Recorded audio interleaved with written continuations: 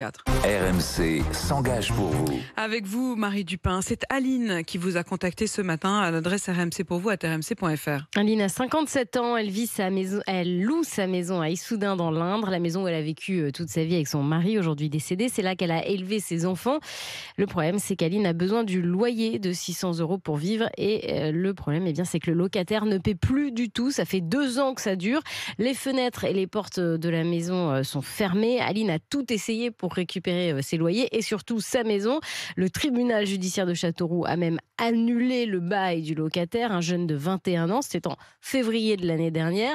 En juillet, la justice a ordonné l'expulsion, mais depuis, rien ne se passe et Aline ne sait plus quoi faire. Je passe devant à chaque fois que je vais chez mon papa. Et ça m'arrache les tripes. Vraiment. Il y a quand même un terrain de 750 mètres carrés, mais c'est jonché d'ordures. On a même reçu des insultes. Je vais vous pourrir votre baraque de merde, je vais arracher les papiers, Enfin voilà, moi ça me rend malade et mes enfants ça les rend malades aussi. Je me sens dans un état de stress épouvantable. J'ai envie de pleurer en permanence.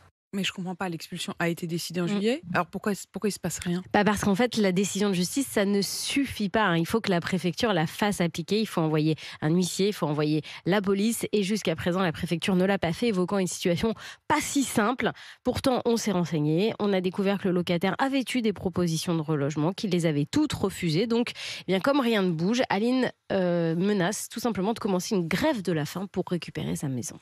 Je vois plus d'autre issue. J'ai même écrit à l'Élysée. J'ai fait toutes les démarches avec mon avocat, avec l'huissier. Ça m'a coûté une fortune. Mais je sais plus quoi faire. Je me tape la tête dans les murs. On a l'impression que c'est des gens qui sont protégés. J'ai l'impression d'être une nantie, en fait. Alors que je suis pas une nantie du tout. Ce que je veux, c'est récupérer ma maison. Pouvoir l'ouvrir, la désinfecter, la nettoyer, la revoir propre.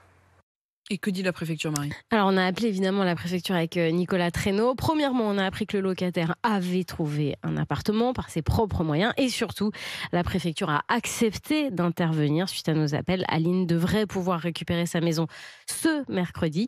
Et si ce n'est pas le cas, elle menace toujours d'entamer sa grève de la faim. Vous nous direz jeudi matin ce qu'il en est, évidemment, Exactement. Marie.